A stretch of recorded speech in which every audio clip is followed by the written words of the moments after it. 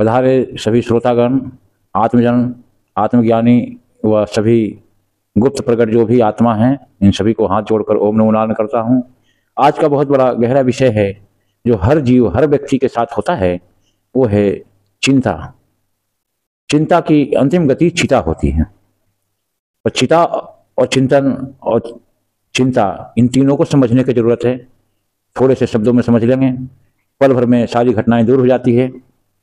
एक उदाहरण के लिए आपके पास बताऊं कि किसी गरीब हो चाहे अमीर हो, किसी भी जीव में चिंता प्रवेश कर जाती है। चिंता होती क्या है?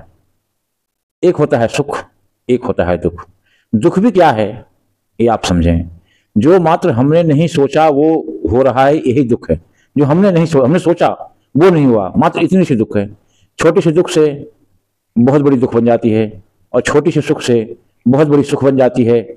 जैसे बताऊं, जिस दिन बच्चा पैदा होता है, 1 रुपया बैंक से लोन ले लेते हैं तो मरते समय तक 100 रुपये का हो जाता है। था 1 रुपया ही, लेकिन 100 रुपया हो गया। और 1 रुपया जमा करते हैं तो भी 100 रुपया हो जाएगा। था 1 रुपया ही। यानी छोटे से सुख हमें बहुत लंबी आयु पे पहुंचा देता है और छोटे से दुख हमें चिता की तरफ ले जाता है। इसलिए सिर्फ शुभ सोचने मात्र से ही सारे शुभ होने लगते हैं। और चिता के बीच कैसी व्यवस्था है। चिंता ने चिता से मुस्कुराते हुए कही कि मैं प्रथम हूं, मैं इसे रोज थोड़ा थोड़ा जलाती हूं। फिर चिता ने चिता से कही कि तुम प्रथम हो, मैं अंतिम हूं, हमेशा के लिए जला देती हूं।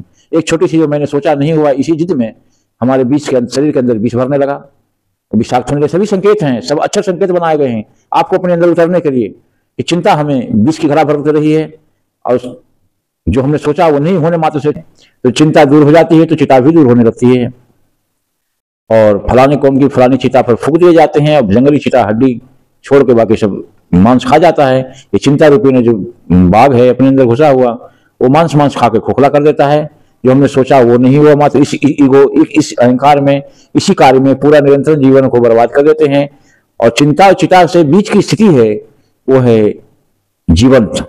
जिसने सुख के दिन को मात्र स्मरण करके ही स्मरण रखा हो तो सुख के कुंड भरेंगे, वो जीवंत जीवन में प्रवेश करता है।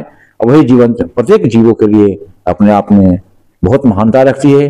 चिंता विमुक्त हो जाते हैं, सभी कार्य शांति से धैर्यपूर्वक कार्य को सरल साधवा, वो हर कार्य में कुशल हो जाते हैं अपने कार्यों में। वही साधक हैं, वो चिंता से मुक्त हैं, चिता से मुक्त है। चिता उनके पास कुछ नहीं कर सकती क्योंकि चिंता है ही नहीं, तो चिता कहां से आएगी? चिंता ही तो पहले चिता को बुलाती है। यानी दुख रूपी प्रक्रिया नरक की व्यवस्था है और शुभ सोच मात्र प्रक्रिया से स्वर्ग की व्यवस्था है। चिंता ही नहीं है तो फिर चिता नहीं होती। मैं अपनी वाणी पे विराम देता हूं। ओम शांति।